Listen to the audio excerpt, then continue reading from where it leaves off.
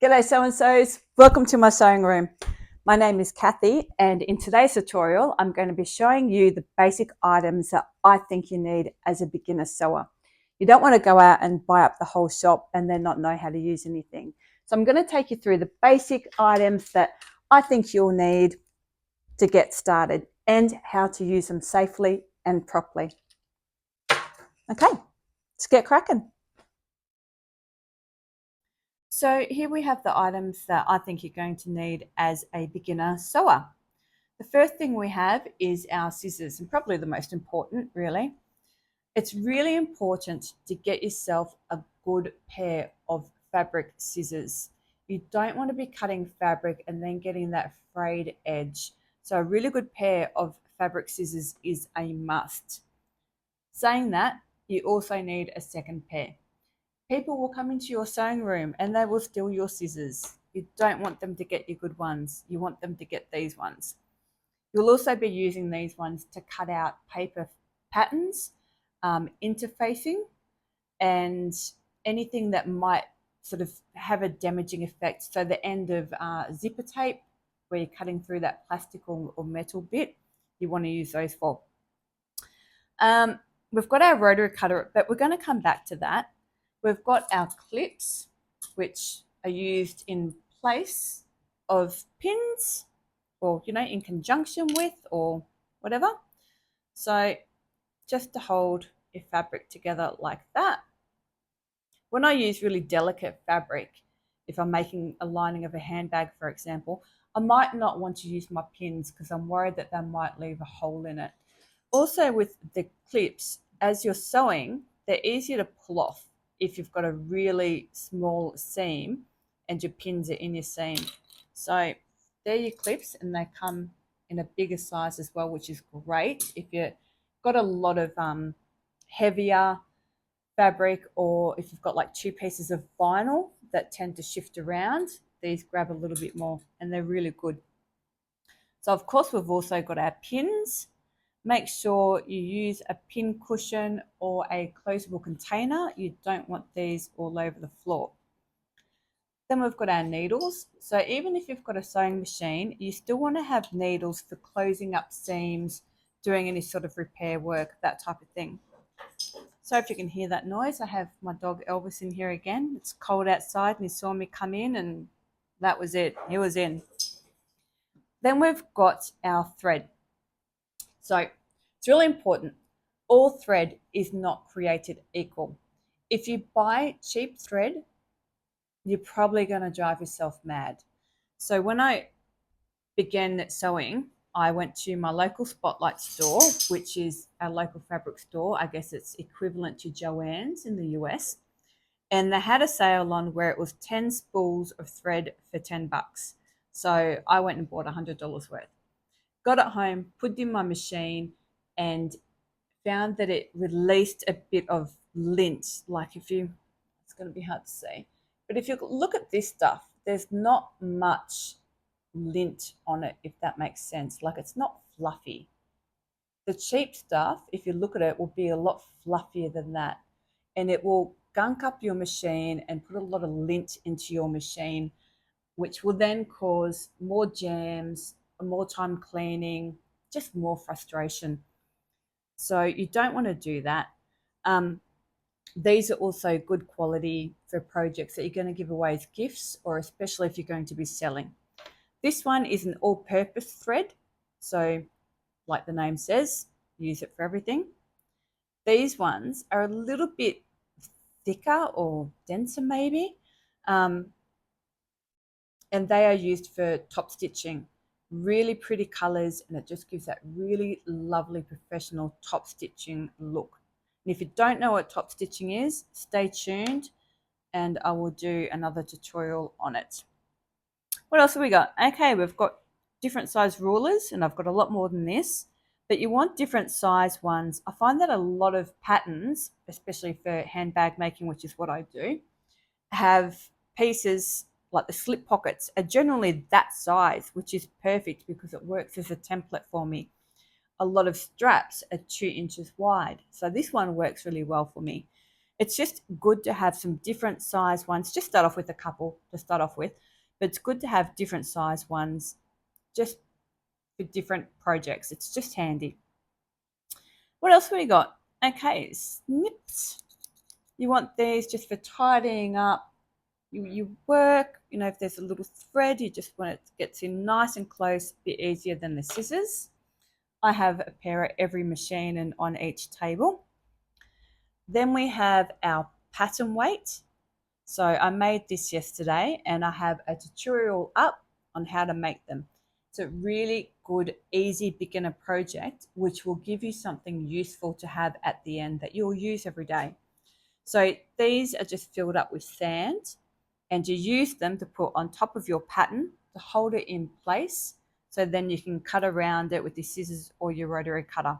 So check out the tutorial on that one. You'll love it. And then we have our unpicker.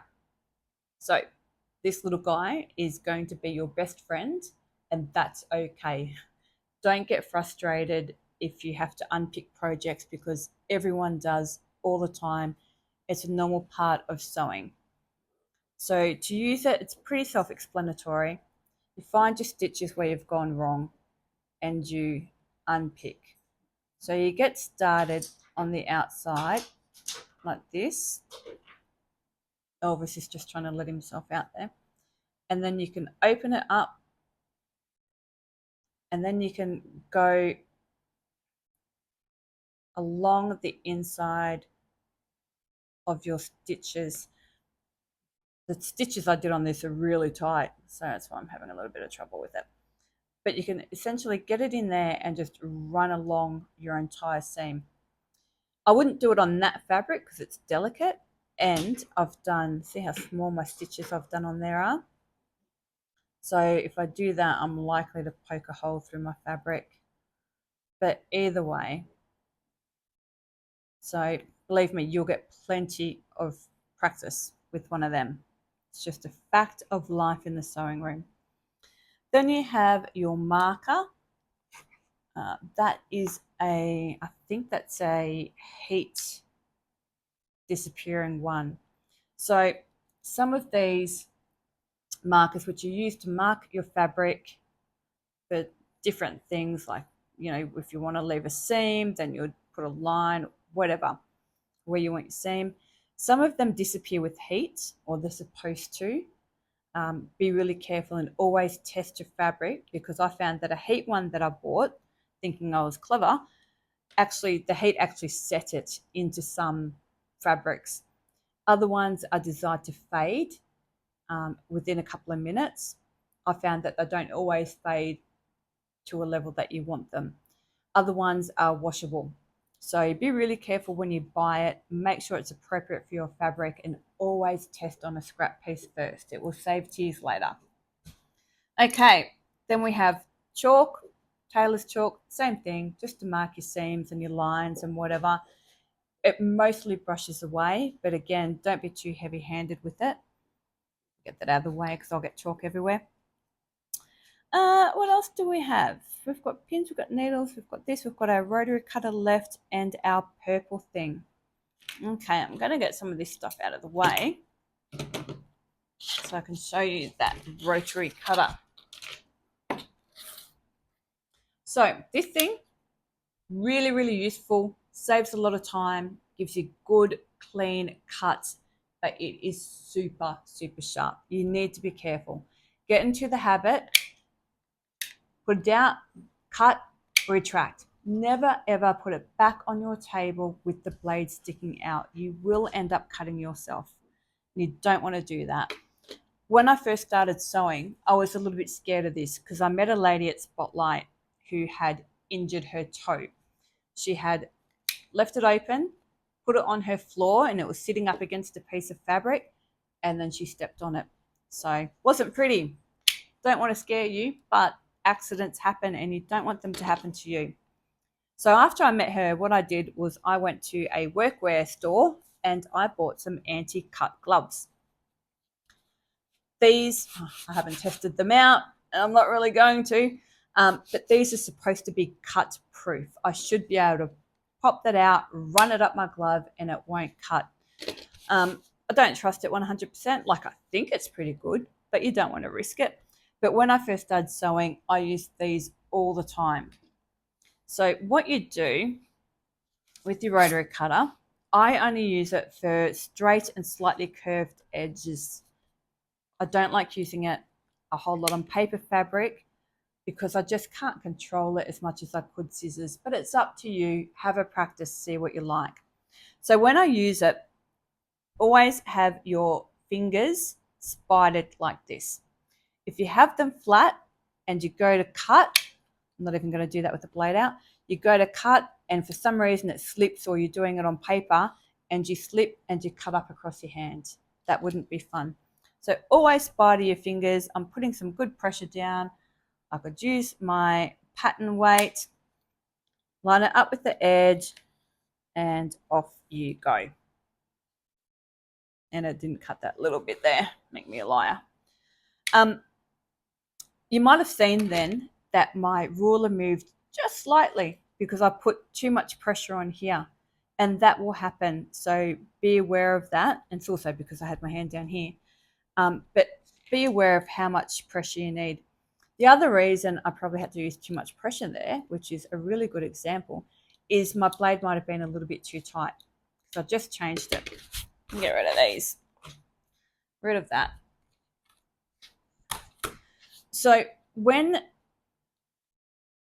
I'll change the blade first. Let's change the blade and show you that. So you undo your little nut at the back, and then I put it down this way and push that screw through so that I have it like that. So I'm not grabbing it by the outside with my fingers. Then I can just push it off. It's a little bit magnetic. Then you want to clean around. I only changed this a little while ago, and look, it's squatchy already. That's probably what I was grabbing.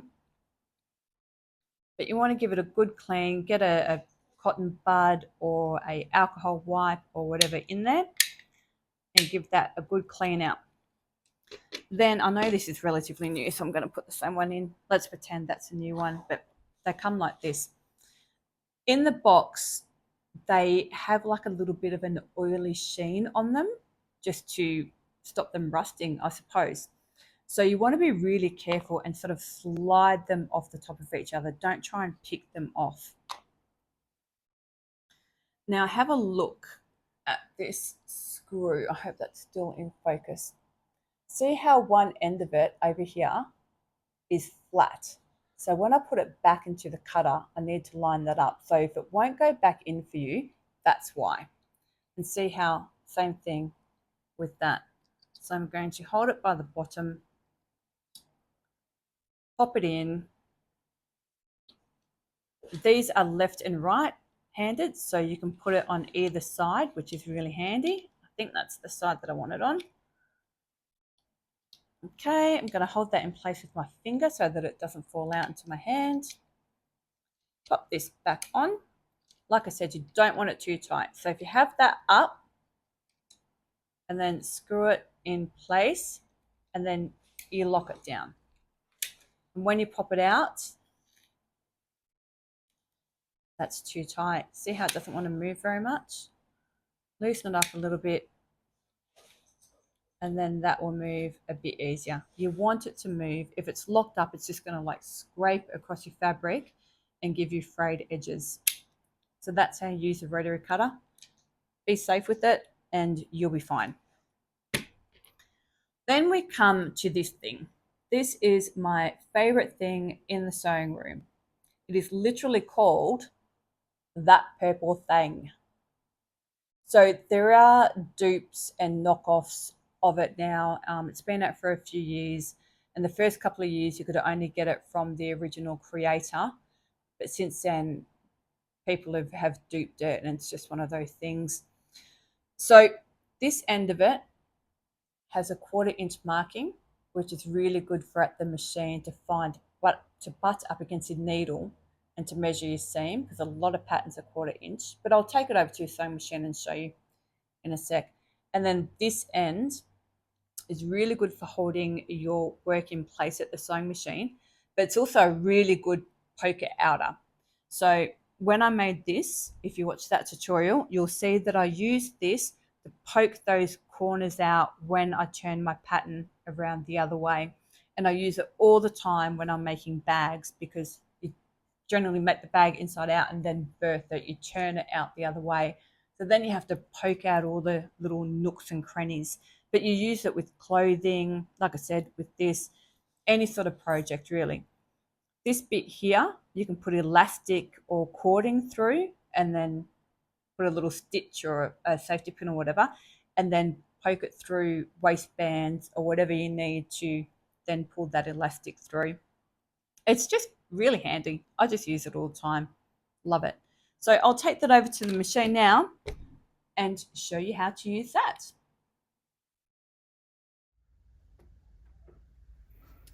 Okay, here we are at my sewing machine. I've got just a piece of scrap fabric that I'm going to show you with here. I'm starting with my needle in my work. So there's that 1/4 inch mark that I was talking about. So I'm going to use that, line it up against my needle, butter up that way, and I can see that I'm spot on a 1/4 inch. So that's one thing you can use it for. Now if I start sewing, I'm going to use it, a couple of back stitches, to hold my work in place, because I don't want to get my fingers anywhere near that needle. Now my machine is a industrial machine, so it's a bit of a beast, but you don't want to be doing that on a domestic either. It also helps, just I can sort of pull up my fabric, so if the piece underneath gets a bit of a bump in it or whatever, I can just make sure that my work is smooth as I go along, and I can just sort of readjust and whatever. When you're doing zippers and stuff like that, it's really good for holding the zipper tape down. Okay, that'll do. A couple of back stitches. There we go. Then I've got my snippers. Pull my work out and just snipping off those threads, like I said, to keep our work neat as we go.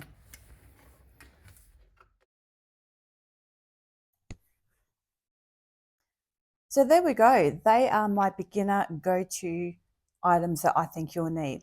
One thing I didn't mention is our self-healing cutting mat. Self-healing is exactly what it means. If I were to be cutting out my pattern and I'm going through, it's self-healing. You're not going to hurt it. So you'll need one of these too. They come in a lot of range of sizes. Mine's big because I tend to work on bigger projects and I have a nice big table, but get what is going to suit your workspace. Okay, thanks for watching. If you liked my video, please leave me a like and subscribe, and find my other easy beginner tutorials. And remember people, it is only fabric. Have a great day. Bye.